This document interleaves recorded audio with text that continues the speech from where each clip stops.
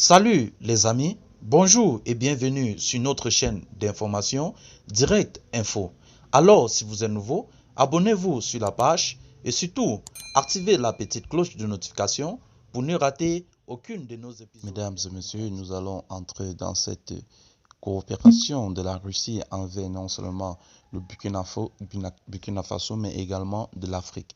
Il faut le dire de manière naturelle que si la Russie veut obtenir une crédibilité pour son manifeste révolutionnaire mondial, elle doit soutenir activement le Burkina Faso et également l'Afrique pour qu'elle achève enfin son processus, d'où la promesse de Lavrov à cet effet. Objectivement, des progrès impressionnants ont déjà été réalisés. Depuis le début de l'année, en ce qui concerne le refus des pays africains de sanctionner la Russie, malgré les pressions considérables de l'Occident, ce qui, selon son plus haut diplomate, mérite un profond respect. Il convient également de noter que les dirigeants africains ont également snobé Zelensky à la fin du mois dernier car ils n'ont pas subi de lavage de cerveau par le dernier culte de l'Occident.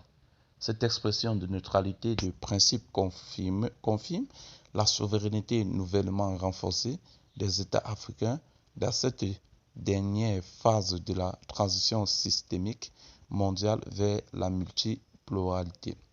Néanmoins, les chaînes néocoloniales du milliard sont toujours enrôlées autour des économies de nombreux pays africains, en particulier ceux qui utilisent encore les francs d'Afrique centrale et occidentale. Il sera extrêmement difficile de libérer ces États en particulier, mais l'exemple pionnier montré par la junte malienne permet d'avoir cette volonté que des progrès seront néanmoins réalisés, que ce soit lentement et sûrement ou rapidement, et de façon révolutionnaire. Cela dit, c'est précisément en raison de ces tendances prometteuses que l'on craint sérieusement que l'Afrique de l'Ouest ne devienne un théâtre majeur de guerre par procuration dans un avenir proche, même si les pays comme le Mali, qui sont à nouveau victimes de l'agression non conventionnelle occidentale, peuvent certainement compter sur le soutien de la Russie en termes de formation, de logistique et de renseignement.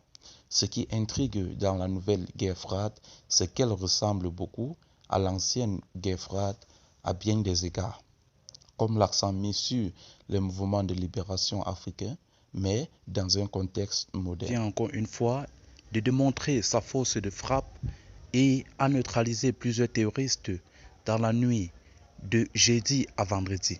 Mais avant de continuer, nous tenons à vous rappeler que les images que nous utilisons dans nos différents épisodes d'information sont à titre illustratoire. Alors nous vous implorons de rester courtois et polis au niveau de vos commentaires, sous peine de ne pas les voir supprimés. Merci et bon visionnage.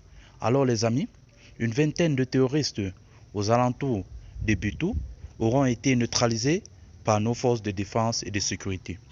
L'armée burkinabé a mené des frappes sur des positions terroristes les 28 et 29 juillet 2022 aux alentours de Bitou, dans le Boulgou, région du centre-est. Cette offensive a permis de neutraliser une vingtaine de terroristes, informe l'agence d'information du Burkina, citant des sources sécuritaires. L'opération a surtout ciblé les zones forestières de Nouawa et également de Kankamonier, à 18 km de Bitou, ajoute l'agence qui précise également la destruction des portant lots de matériel par l'armée lors de cette offensive.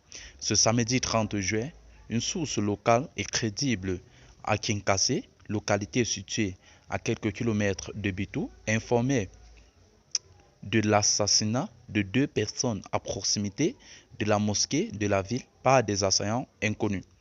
Alors, chers amis, comme vous pouvez le voir, les populations se réjouissent de ce que ont fait des forces de sécurité, notamment ce week-end. Après ce désarroi qui s'est produit récemment au Burkina, l'armée burkinabé a décidé de mettre hors d'état de nuit tous ces malfrats qui causent du tort aux vaillantes populations.